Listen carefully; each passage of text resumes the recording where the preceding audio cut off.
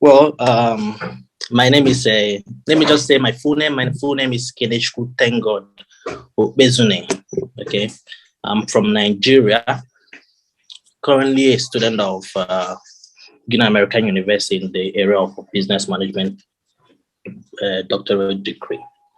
I came to work in the admissions office, and you're the first person who welcomed me and made me feel safe being a foreign land. And the fact that you come from Africa made me feel safe. So I want to thank you especially because of that. Because from last year, September, most of the students they caught dealing with hard drugs are from Africa. I know. It's quite shameful. So, but from my little, because when all those was happening, I tried to find out why.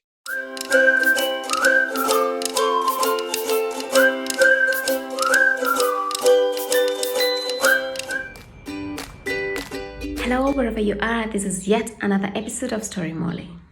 Today we are being joined by a very good friend of mine, ThankGod. Yes, that is his name, ThankGod. ThankGod is from Nigeria. He came to North Cyprus several years ago as a student. In today's episode, he will share with us his journey from Nigeria, how he was conned off his money by a recruiting agent, and how he was able to survive and thrive in North Cyprus, which for him was the first time in a foreign land. Additionally, ThankGod, who is now a PhD candidate, has been able to start a business, several businesses here and there, and run them successfully. He will share with us the secrets behind that and what keeps him going. If you're a new student planning to come to North Cyprus to study, you should watch this video before you make that decision, because he will give you insights about the student's life in North Cyprus, his own experiences and experiences of other students in North Cyprus, and how you can survive as a foreign student in North Cyprus. Join me as we listen to this epic story. My name is Maureen Murari, and this is Story Molly. Good morning, ThankGod. Hi, good morning, Miss Maureen. How are you doing today? I'm all right. Everything is good. So how have you been? It's been a while since we caught up. How is it going for you? I'm okay. I've been trying my best, with business, with school as well. I've been keeping up. That's really good. I remember the first time we met in North Cyprus. So when I came there, I came as I came to work in the admissions office, and you're the first person who welcomed me and made me feel safe being a foreign land. And the fact that you come from Africa made me feel safe. So I want to thank you especially because of that. So thank you so much. You're welcome. Yeah, you did. It was nice actually working with you. It was so nice. You helped me to culturalize with the climate there and the people and what to do when was needed. And I'm glad I met you, and we since become friends. So I'm happy. Same here. So for the sake of those who do not know you, tell us who is ThankGod and what makes you you.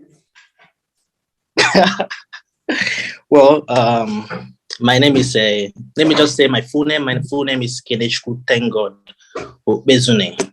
Okay. I'm from Nigeria, currently a student of Guinea American University in the area of business management, doctorate degree, actually. That's really good. Yeah. And as well, I'm into business as well. Yeah, of course I know that about why I'm studying. Yeah, you're always busy. How did you know about North Cyprus, and what is your journey from Nigeria to North Cyprus? Tell us about that. Well, I got to know about North Cyprus in 2017. I think around June 2013, actually. There was this agency working with GAU, Guinea American University, that organized a scholarship event in Nigeria back then. And that happens to be the period I was seeking admission into tertiary institution, like into university. And I I went for this event, and luckily I was one of the people who got it, because then JU was, organizing scholarships, awarding 50% scholarships and 5% scholarship, and even 100% scholarship. This was how I was able to gain admission into GAU. And then my journey through the agents, the agency as a whole, it was quite, let me just say, it was pathetic, because some of them, some of the agents, they do promise what is not real. Right. They'll tell you, oh, here is European Union, this is Cyprus, this part of Cyprus is under EU. You can actually, when you come here, you can actually travel to several other countries, and so many promises. And even I paid for accommodation for 6 months, but when I got here, they never gave me accommodation. I was stranded. Wow. I was stranded, actually. So that actually, while I was working with GAU as an international admission officer, that was one of the things that I tried to beckon on the agents that are recruiting students not to do. You don't promise people about a services or about something and don't fulfill it. Yeah, that's horrible. That's horrible. You must have been disappointed in the agency and your parents as well, because you were young when you came to North Cyprus. Probably your first time going outside of Nigeria, and then you're promised heaven, only to go there and find nothing. And how did your parents react? Because now they have to send you money again for accommodation.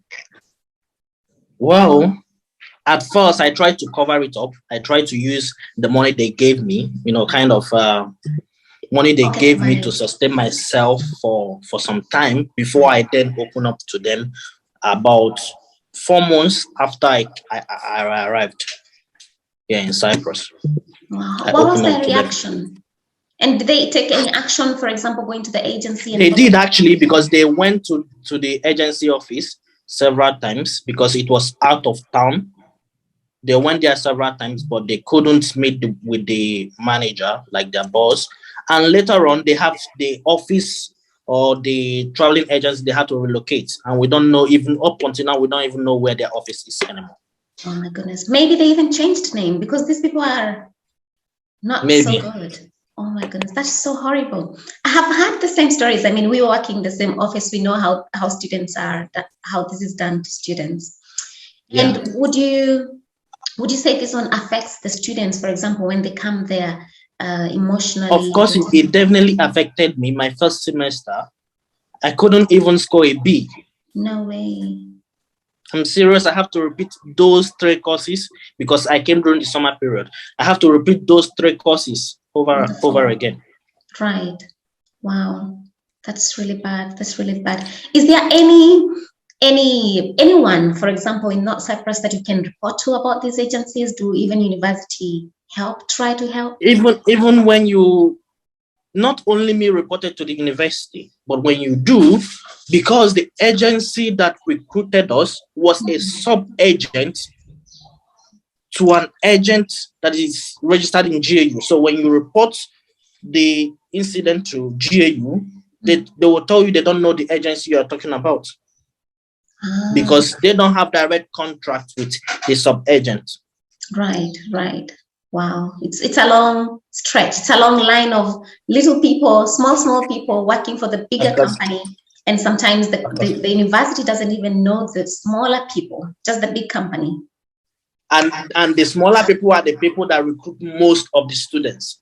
Yeah, because probably they are already in North Cyprus. Because they are the one reaching the locals. Yeah. Oh my goodness, it's tricky. Once the student come to North Cyprus, what are some of the things that they regret the most? Is it the fact that they're not in Europe, or is it the fact that they were promised to get education? Would you also comment about education? Is it the best education that you got? I'm not sure about that, because your first education was, in terms of undergraduate and postgraduate, was in North Cyprus. But from experience, from what people say, how is education in North Cyprus, and what do people really regret when they get there, the students? Well, I would say from my own aspect and from the experiences I got from people. Mm-hmm.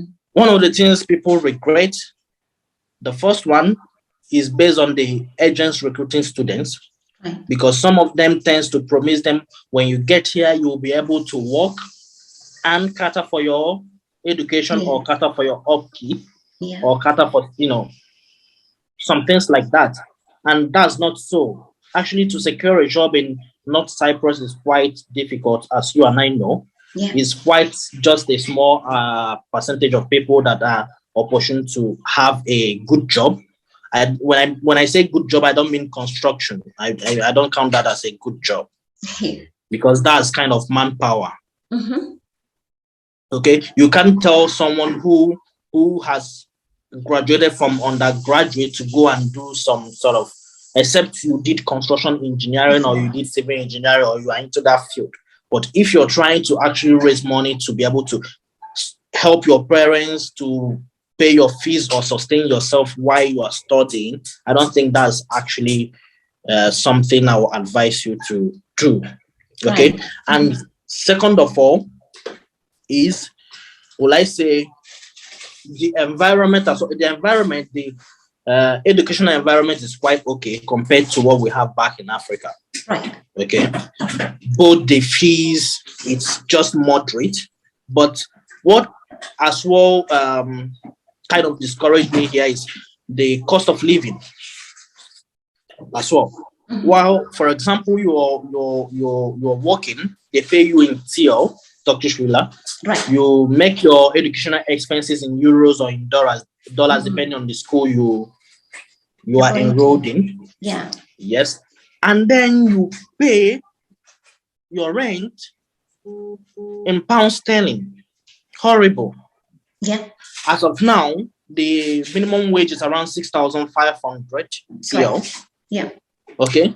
And then you are paying your rent in pounds sterling around £350, Right. which is high above the minimum wage. If you are a worker here, how will you be able to cope?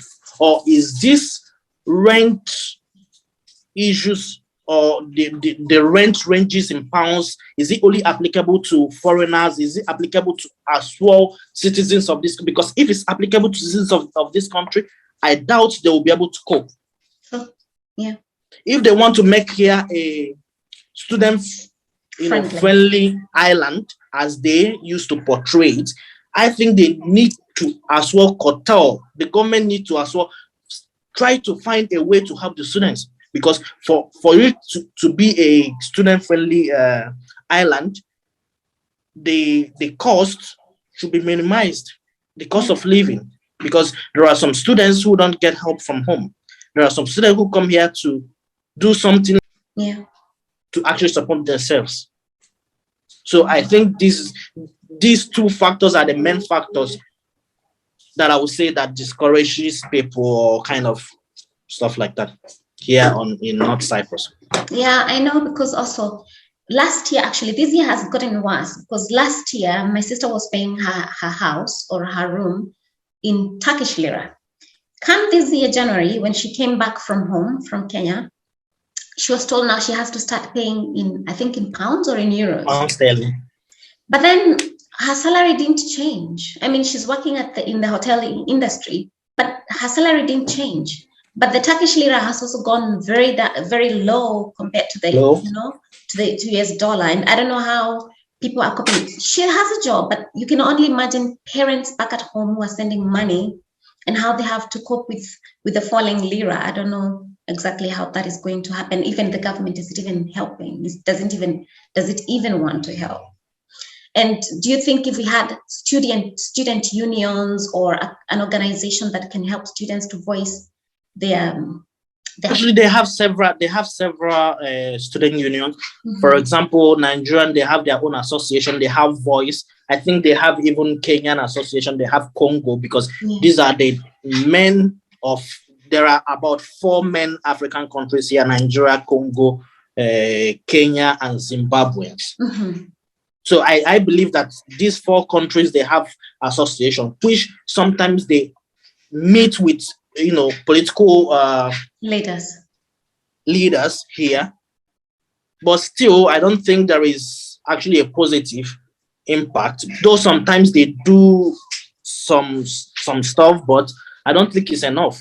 Even sometimes I could remember as of January this year, the NANS president went around universities to meet the rectors to see how possible they can be able to help students who are going through financial needs. Yeah. But even with the help of the associations, even if they try to push, you can't still. This is not our country, by the way. So even if they don't do anything, you won't hold them responsible. Yeah. Even if this is what we want, and still they didn't do by the end of the day do it, you can't hold them responsible because you are not the person that put them in power. Even though we contribute to their GDP economy. Yeah. I think also but we can't. I think the political arena compared to Africa is not very well developed. For example, in Kenya, unions and civil rights movements, they have a say sometimes even over the government.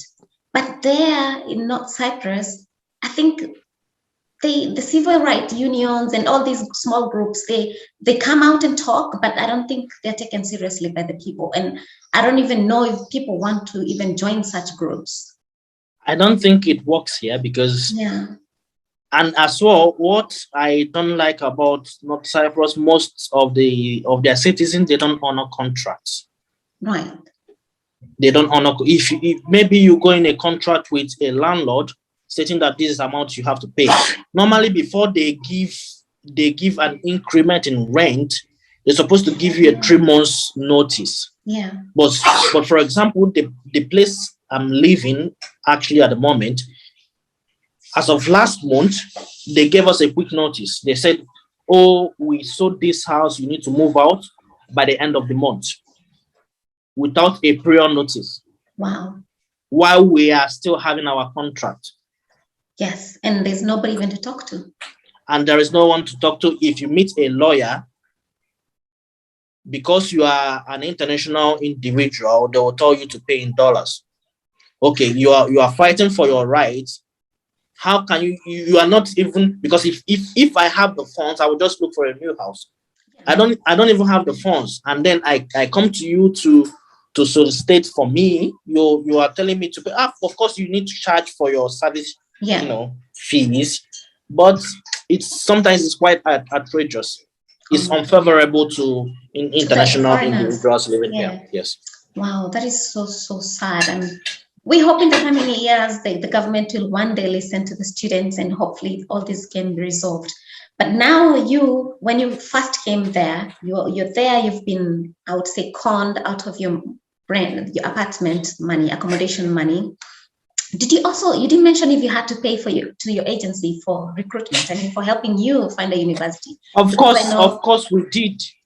I paid them for their services. I paid them for visa services because there are 2 stages of payment. You pay them for getting admission for you. You pay them for their visa services as well. I paid in full, even before they will enable you, because why they process your visa?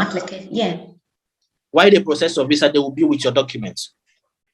Your passport. Both your high school documents, your passport. Then they will deliver it back to you when you make their payment in full. That's when you get your passport and documents back. Is it possible to apply?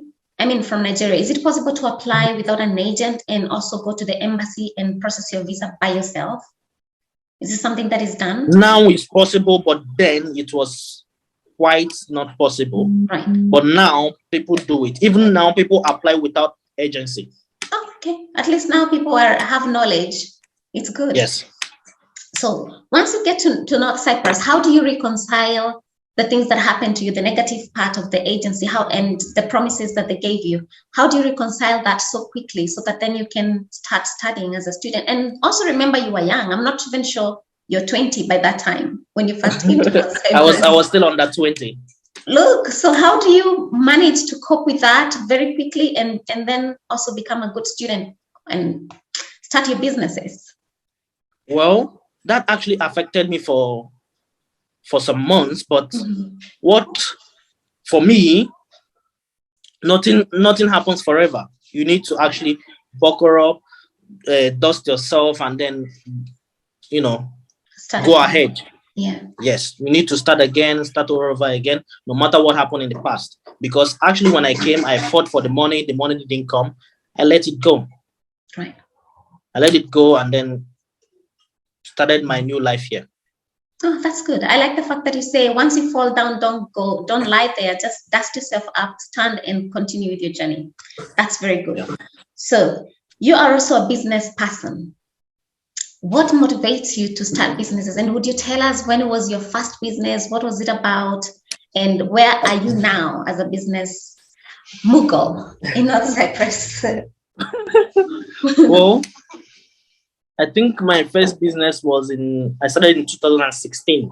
Right. While I was in my year 3 or year 2, I started with the money exchange because that was then Nigerians, they had this issue that their ATM cards is not working internationally.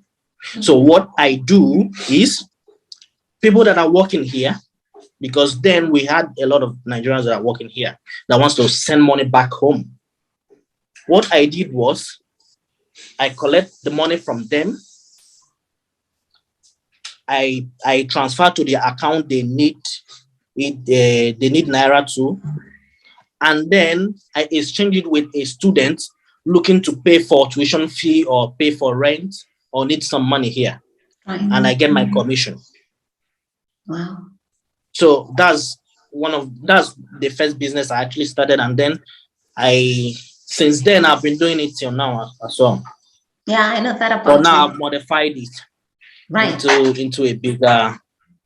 So tell us about the modification. What are you doing? What did you add onto it?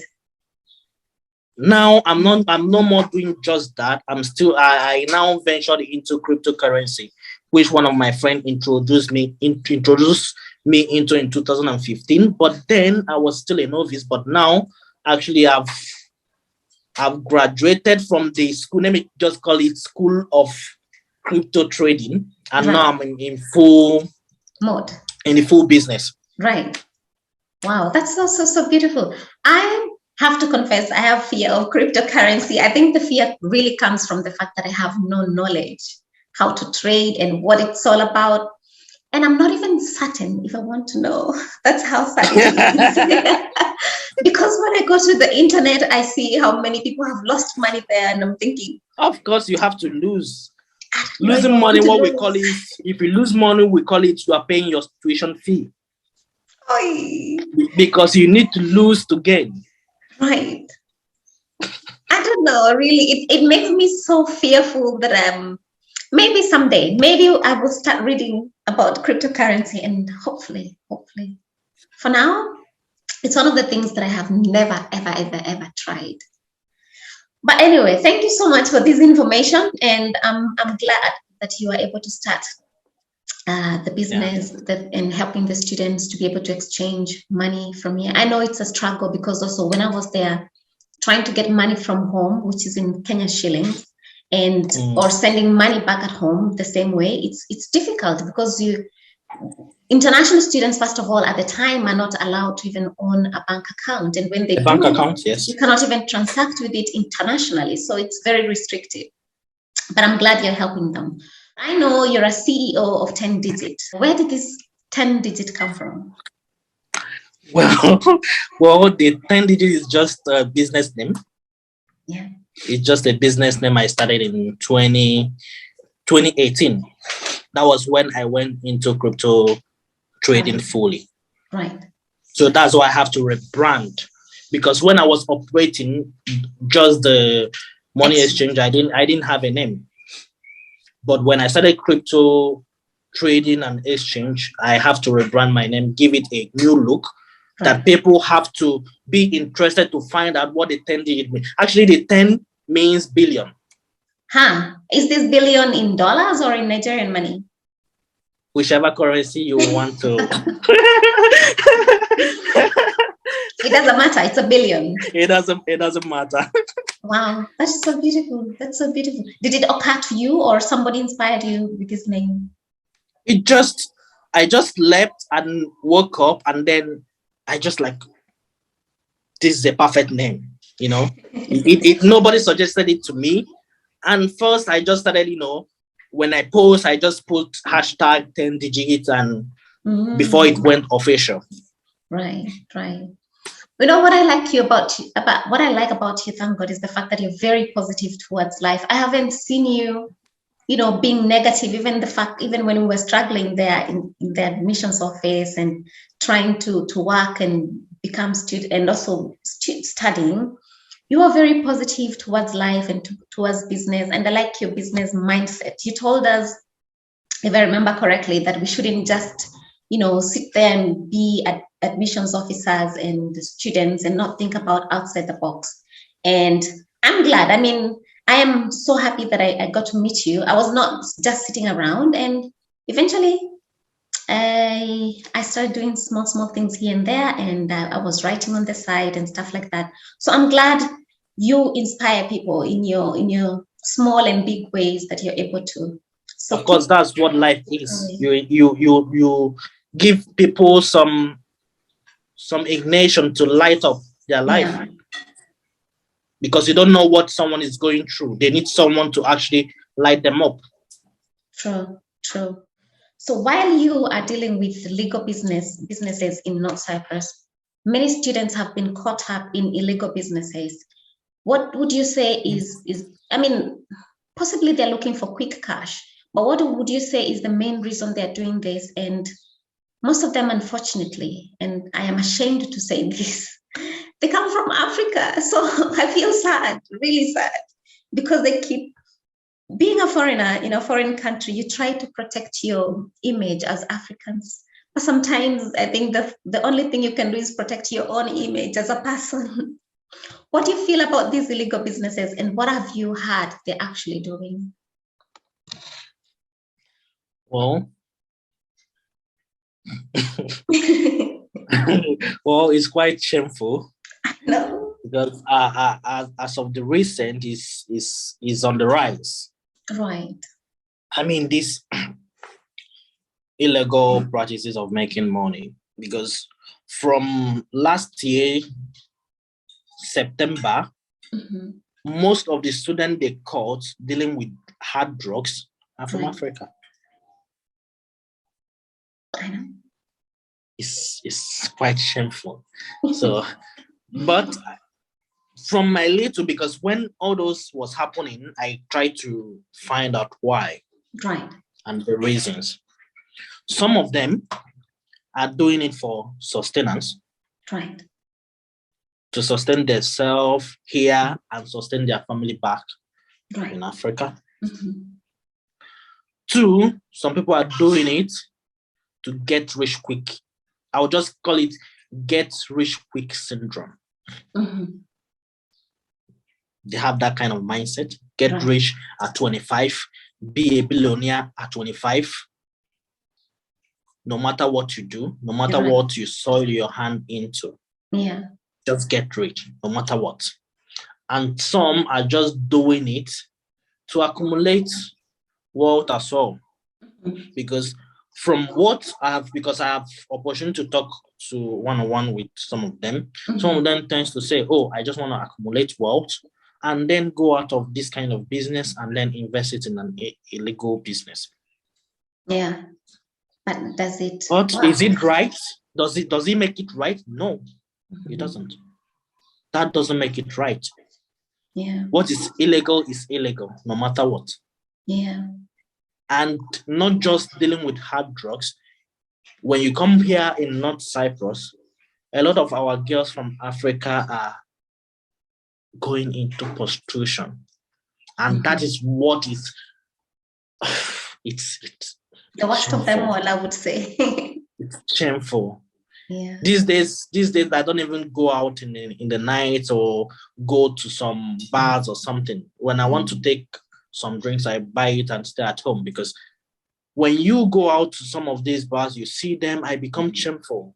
Why am I even an African? You ask yourself why I'm, several sort of things happens, but I don't think that's the only way to make a legit or to make money. There are some other things to do.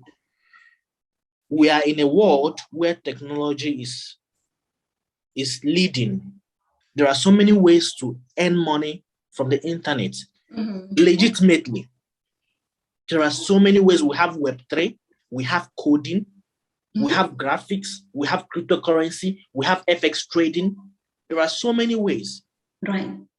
What you need to do is to sit down your ass and learn. Yeah. It's not about going into the problem of we the youth, we can't sit down and learn. We want it quick. Quick cash. Nobody is patient enough to wait. We just want to make it before 25. We want to make it before 30. Before I had the mindset of, I need to retire at 40. Right. But God damn it, at this moment, I don't think so, because even if you say, you want to retire, is it retire from working for others or retire from working for yourself?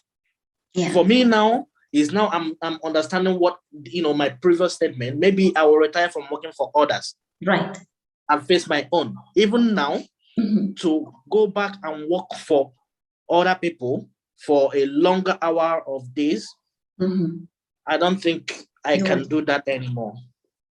Because you need to build your own brand. Right. Because ever since I came here, I started working since 2015. Even while I was doing my undergraduate, I was doing 3 to 2 jobs, not just working for GAU. I was working outside as well. I think I've gotten enough experience I need to actually start up. It's not like you need to develop your business to the fullest. At least you already have the knowledge to start it up, because knowledge comes from experience as well. While you go up, you gain more experience. While you travel out, you gain more experience. You gain experience from what happened to people. You gather it up, you develop your own. It's true. It's true. So for people that are doing anything illegal, I don't think that's the best way. Even though in North Cyprus, they don't have enough job opportunities or some things people can do, but as well, you can as well equip yourself through the internet. The only advantage we have here, I'm talking for myself that came from Nigeria, is we have internet, we have steady internet, we have steady light, electricity. Right. Yeah. So these 2 things are major element we need for self-development and for country development as well. Yeah. Whatever you need, even though you don't have the fees to pay to learn it, you can learn from YouTube for free. I knew when I started my crypto trading, I started with YouTube. Then I gathered some little information before I was able to register to go learn it professionally, to go learn it. Even if you don't have the funds to do all those, you can still learn from. I know some people that learned coding, learned graphic designing from just watching YouTube videos. Yeah. There are so many things you can do these days. It's true. It's true. And sometimes animations, even writing, animations now can be converted to NFT. Yeah. There's so much money in this industry. I know. It's good.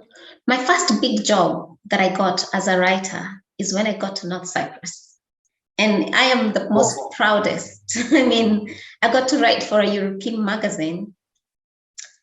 And 2 actually. One was a website and another one was a European magazine. And at that time I was in North Cyprus.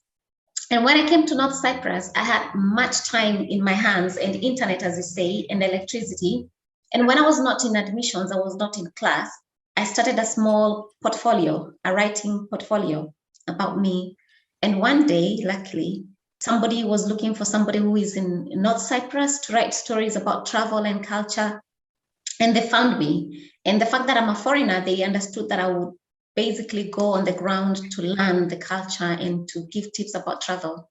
And that is how I got my first good paying job. Wow, awesome. Yeah.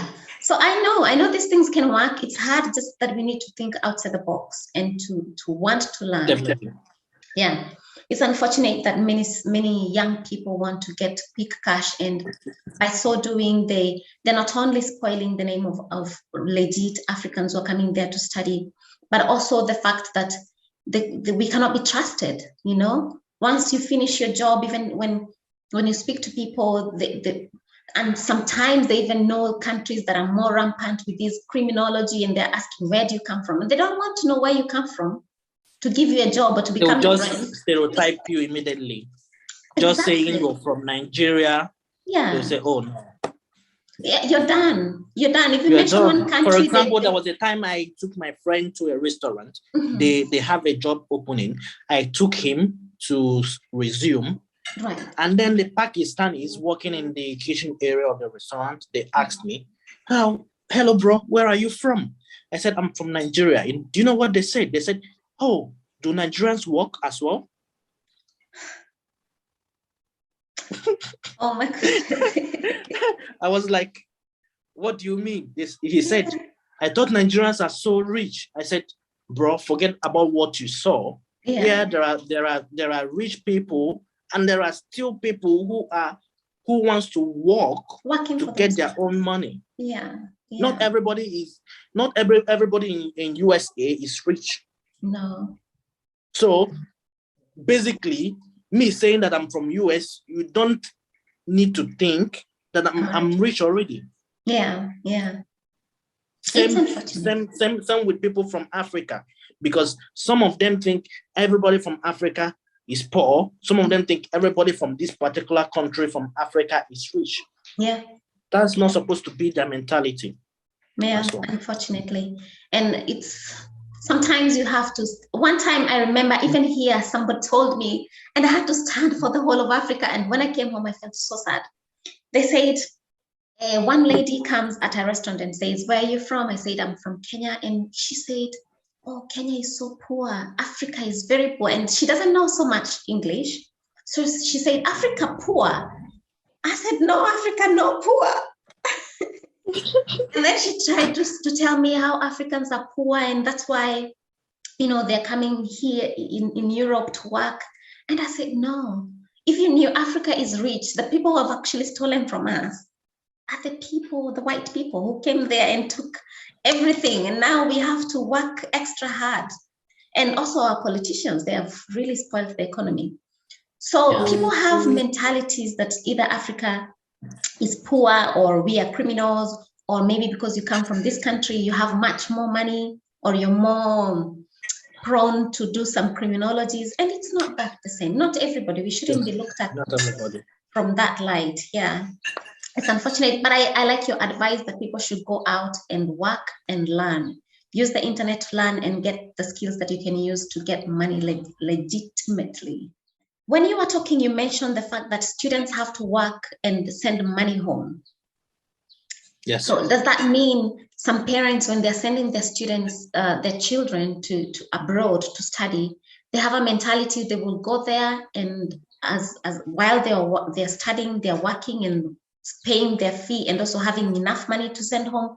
And would you say this mentality, this culture that I have sent my son abroad, so he will come back with a car and I don't know, so much money, is it what is causing us to now, who we are here, some of us, the youth, to try to maintain that image back at home, would you say? Well, the thing is, some of the parents, when they want to send their child abroad, some of them need to liquidate some of the properties. Some sell lands, some sell cars, some sell houses, just to make sure that they send this particular child outside. Yeah. So they believe that when you get there, while you are studying, you should be able to work. Perhaps not sending money back home, but to support them in paying your fees. Right. Okay, support them in paying your fees. Then maybe at the end of your studies, they will now be expecting you, oh, by this time, you're supposed to be sending us some money to take care of ourselves. That's the problem we African parents do, because we take our children as our retirement plan. But that shouldn't be, because that causes unnecessary pressure. Right. And we push the child into doing some illegal stuff just to meet up your expectation. So that's what I have to say about this one. Not all parents do expect, but naturally it's kind of inbuilt. Even if you're not sending money back home, just try to sustain yourself. So, sustain yourself a bit, right, while we are working very hard from our own ends as well. I like that. I think that's the reason. And the fact that culturally, parents in Africa, I don't know about any other part of the world, but parents in Africa, they expect once you bring up a baby, and that's why sometimes they have so many babies, so that these children will take care of you when you're old, and they can help you get your retirement house and retirement car. I see that, and it can put a lot of pressure, not only for people who are abroad, really, but even back at home. You see children working so hard, tirelessly, to send money back to the village. It's not that we shouldn't help them, but I think we shouldn't hang ourselves to the point, like stress ourselves to the point that we engage in illegal business so that we can support our families back at home. Yeah, definitely. Is it even possible then, with all these challenges of getting jobs in North Cyprus, is it possible at all for genuine students to come there, get a genuine job, even though it's a small job, say, for example, working at a restaurant or working at a call center? Is it possible for students to come there and get genuine jobs? And yes, it's possible. Of course, it's possible. I'll use myself as an example. When I came, people were saying there was no job opportunities. But the thing is, most people that tell you, they're acting based on what they had. Right. They never went out to search for a job. Even if he's working in a restaurant kitchen, right, helping them in cleaning or working in a hotel, right, that's still a genuine job. When I started, I got my first job. It was a car wash back then in 2014 during the summer period. And then I did it during that summer. I stopped. And then I resumed working for GAU in 2015. Not even as an admission officer. I was working in the technical department in exchange of scholarship, because then they don't pay you as an undergraduate. They offer you some percentage of scholarship. Right. I was doing that because we close at 5. Sometimes we have programs after 5 o'clock. Normally, we normally draw schedule who is going to handle this particular event. So during the period that I'm not available or I'm not supposed to be in school, I go for my other job. So this was how I was coping, because what I did was the school one gave me some percentage of scholarship. And then the one I work outside, I was using it for my rent. Because then it was quite tough for my parents, actually. Right. It was a critical financial situation for them, because my dad has already retired. It was just my mom handling the family affairs.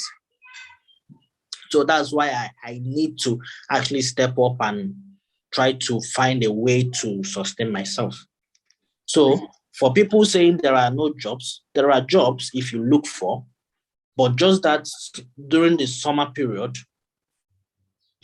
because of many requests, and the thing is the job available and the population doesn't match. there are lower scale of job in terms of the population of the people that needs the job. So before you know it, the vacancies are already closed. Yeah. And you'll be left with no job actually. So that's what happens. But if there is job, there is job. But just sometimes it's not out there. You have to really safe, search. Yeah. Yeah, I like that because I know people who have actually survived working in restaurants and hotels. And even after some times, most of these students, they get work permit to continue with work after studies. It's not the best of work, but it pays. I mean, it pays better than back at home, these jobs. Some of them do. Some of them. But with the changing economy also, it doesn't, with the changing economy in the thing is you can't compare it to what you pay back home, because back home, if you're paying about let me say 1,000 shillings every month, you'll be comfortable. But here, if they pay you around 3,000 TL, will you be comfortable? No, because of the cost of living. Yeah. You are here to pay your electricity bill, you are here to pay for your water bill, your internet bill, your house rent, your school fees. And transport so sometimes. So that's why I don't usually compare it. Yeah. Because we are not working here to send money back home or to send everything we earn back home. We are actually spending it right here to sustain. So that's why I need to equate it with the cost of living here. Yeah, it's understandable. So other than that, I know before you are an agent as well. You started recruiting students and bringing them to North Cyprus to study. Is it something that you're still doing? And if you are, why did you decide to join the agency business? And is it a good business? Well, for that one, yes, I'm still recruiting students, though not under my agency, because at the moment I don't have my own agency, my own recruitment company. I work for a company actually. Well, it's a recruiting business, as I must say, because it's better than working for any organization here. Sorry? For me, it's better than working for any organization here in terms of pay, in terms of time consuming. For example, when I was working as an admission officer, we normally work from 8:30 till 5, sometimes from 8. Even me, I do work over till 6 or sometimes 7 because I handle the African region, which is quite bogus. Yeah. But now that I'm just recruiting students, it's more better than I just work from home. I have time to do other stuff. I have time to control my own business aside working for the company. And I still get my pay. And my pay is in euros. Regarding to the contract I signed with them. And they still pay me a bonus regarding to how many students I bring for them. Right. Or am I able to solve problems? Because the thing is, I don't just recruit students. I still help students to solve issues whenever they have issues in the university. Right. I can still be a mediator. They just call me, oh, thank God, I have this problem. I haven't registered for so semesters. They told me to pay so amount. I'll come to school with them. I bargain for them. Try to find a way to solve the problem. You gain, you pay me. Yeah. Even if you don't gain, you still pay me for my time. Yeah. So for me, it's quite lucrative for me. I even love it more than doing the 9-to-5 job.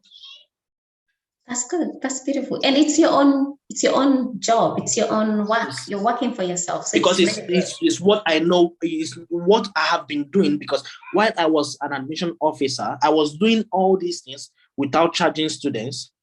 I have been doing it for free, which even in the midnight, students still call me. When they are stuck at the airport. But now you can't come. If you call me, you have to first pay for my service charge before I'll have to listen to you. Yeah. Now it's totally different. Now it's much more better than me, than the way it's going. Much more better. I like that. the next question was actually asking if you charge fee, but you've already answered that you charge fee. I would like to know, what is the difference between you working with the company that you're working with to bring students in North Cyprus and the agency that brought you there? What is the difference? The difference, the major difference is I don't promise them, I tell them the real thing. Right. When you come here, this is the situation. There is difference between South Cyprus and North Cyprus. Mm-hmm. The North Cyprus is controlled by the Turkish and the South is European. Mm-hmm. I try to explain to them regarding the job, regarding the economic situation of the country. Then if you insist that you want to come, I start your processing. Though some of them don't still come through me, it has to come maybe from the sub-agent, which I still manage because I'm kind of the manager. Right. Not the CEO of the company. I'm kind of the manager and they are represented here in North Cyprus. Okay. So even the applications, I still handle it. So I still tell the sub-agent, don't promise what is not real. Yeah. Tell them the real thing. If they come, that's when you know this student is a genuine student. It helps to eliminate high hopes. There is something we call high hopes. Yeah. You know, to get them high, you know, like, oh, this is what it is. If I come here, you know. Yeah. It's gonna eliminate that kind of story or the story of, oh, they promised me this, and then when I came here, I saw a different thing. It's better I didn't even.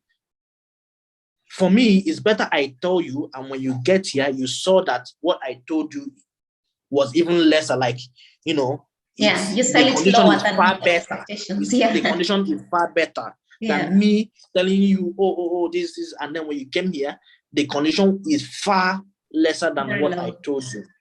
I like that. I like that you're telling them the truth, and then they have to make a choice. Because when I was coming, I was told also that North Cyprus is in Europe. And also the fact, even though there are not so many churches per se in North Cyprus, just the student-held foreign churches. And I was I was very open to the fact that I can cross to this other side, Cyprus, to go to church, because the agency said, yeah, it's easy. You just go to the border, you give them your passport. You can even just ride a bike in. I'm like, okay, voila, I'm going. Here we go. But I went to the border, I think when I first came 2 times, and they were looking at me like, no, you cannot pass with your passport. You need to have either European passport or American passport. And that's how I came to learn you cannot actually cross, even though the crossing is very simple for the people who have the right documentation. So I'm glad you're telling them the truth. What is your advice for the students who are already there in North Cyprus who are struggling, engaging in illegal businesses, or those who are actually also coming? So one, for those who are already in North Cyprus and they're struggling because they were promised heaven and then they come and find the situation is different. And for those who are planning to come. Well, for those who are yet to come, there is one question you need to ask yourself: what am I coming to North Cyprus to do? Right. I think that will solve the major issue. Yes. If you could answer the question, it has solved 75% of the problem you will encounter here. Are you coming here to study? Are you coming here to do some illegal something or anything? You answer the question yourself. And for people who are already here, dealing in any illegal stuff, my advice to them is they should just find a way to amend. Yeah. They are tarnishing the image of Africans. Right. They are tarnishing the image of Nigerians as a whole, because most times the African countries they know is Nigeria. Because Nigeria has the higher population here in North Cyprus as an African country. So I will tell them, find another way to earn an honest living. Don't do drugs, don't go into prostitution. And as well, I will as well advise the agents who bring students to actually check them, because some of the agents, they still know what the students comes here to do. Right. And they still insist, because why? You're going to pay them your service charge. They're not interested in even what the school is going to pay, right, or the tuition deposit they are going to pay to school. Mm-hmm. So I would just advise them, please and please reduce the number of illegal activities here to make it conducive for us, because it's actually getting out of hand that Right. the locals are becoming angry Mm. at African community. Wow. Yeah. Yeah. Wow, that's really bad. And it's good advice that you've given them, and I hope if they come across this video, they will listen and change their mentality. Also, I've been checking the news there, and unfortunately, I've seen many foreigners also are falling into depression. Some of them have even committed suicide. What is your take about this? It's growing. Well, there are several conditions that can lead to someone, because committing suicide is not just a day decision. No. It happens over time. You must have been going through the thoughts over time, weeks, months before it happens. Okay. Some of them, most of the depression here in North Cyprus by the Africans are usually caused by economic constraint. Right. Okay. Maybe they are unable to pay their rent, they are unable to pay their tuition fees, they are unable to feed, and you don't have any hope where it's going to come from next. You don't have hope of your family members stepping in to help you financially. Yeah. So that's one of the things that make them go commit suicide, because I think this year alone, around 3 persons already committed suicide or thereabout. When I came back, it was quite awful. It was quite awful. These are one of the reasons. The main reasons is economic situations, and like I said in my previous statement, the government of these nations are not still helping. They should be able to regulate some things, such as rents. Though I was opportune to speak to one of the landlords here, they said the reason why they are paying or they are collecting their rents in pounds is because of most of them have to get a mortgage to buy the house. They are yet to even finish paying for the mortgage. So they need to, because the mortgage, because of the interest rate, accrued interest rate, they need to increase the rent, or it's either they increase the rent in TL or they convert it to pounds, so that they will be able to meet up their mortgage payments. So if there is any way, because for this issue to be addressed, the government needs to come in as well. True. To help is either reducing the interest rate for them or finding a way, or I'm not an economist, but I need something needs to be done regarding this. Yeah, true. I'm also hoping that universities can provide free counseling and a place, and even organizations where people can go and talk about the problems that they are experiencing. And by so doing, by talking, it can help students or people to open up and share the problems they're going through, really. It's so unfortunate. It's not about sharing the problem. Do you have solutions to them? Because if I come to you to share my problems and at the end you don't give me a solution, do you think I will be able to come to you next time? That's why some of them, when they go through a lot, some of them, they don't just commit suicide. First, they might go into some illegal business. That's for you to be able to to go into drugs. Some of them are already influenced by societal pressure. Right. I need to do this. That's when because to do some certain illegal activity, you need to have the courage. Yeah. What gives them the courage to do it? So we need to first tackle the root issue before the surface. Right. I see. And sometimes when you have nothing to lose, really you don't care. So you just do whatever you can do to survive. And if you die in the process, it's okay. Some people have given up. Or if you go to prison, it's okay. Yeah, because they have given up in life. The last question is, as a PhD student, you're almost completing your studies. Where do you see yourself in the next few years, and what is your future plan? How does it look like, your future? My future. Let me just say that's a mere wish, because most times what we wish don't come. Right. Hope you know. Most times what we wish don't come. But you have to be Sometimes positive in life, no? It's what life throws at you. Right. If life throws lemon at you, you make lemonade. Yeah. Yeah.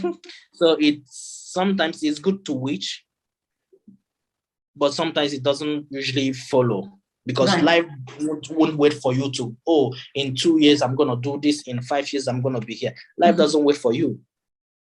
Life throws some kinds of obstacles, stones at you, which you need to overcome. Yeah. So, but for me, by the special grace of God, I'm supposed to be done in 2.5 years or 2 years max. While I'm writing my thesis, actually my plans was I'm gonna relocate to some better country, which I'm not gonna say here. Okay. We will know and we will follow you there. While I'm writing my thesis, and then try to establish, because this country is not a country I can be able to establish myself. I'm a man. It's different from being a man to a woman. For women, they can establish anywhere. Right. But men, the society makes us, place us so high. You need to be up there before they can call you a successful man or some things like that. So I'm working on developing or expanding my business back home. So definitely within the next 5 years, I'm supposed to either spread my business across Nigeria or international as well. And then from there, because the PhD I did wasn't for academic, it's just for my own personal use. Right. Because I am not planning into lecturing or anything. It's just for my personal knowledge, actually, in business, because I studied law. I wanted to combine law with business. Right. Give me a good outcome that I want. So after my PhD, I'm going deeply into business. That's good. That's really good. And I want to thank you so much for finding time to come to talk to us about you, who ThankGod is, and what makes him, your journey from Nigeria to North Cyprus, the challenges that you've encountered as a student, what you did when you got to North Cyprus, and how you've succeeded in your businesses as a business person and also as a person, as a human being. So I'm so glad I was able to meet you, interact with you, and become friends with you. Thank you so much. You have inspired me as a person, and I hope other people feel also inspired by you. Keep doing what you're doing. Sometimes nobody wakes up and says, today I'm going to inspire people. It's by doing what you're doing that actually you inspire people. So keep doing that, and God bless you. Thank you so much for your time. Thank you so much for having me on your show, and I'm glad, and do enjoy your day. You too. Have a good one. Bye-bye. Yeah, bye-bye.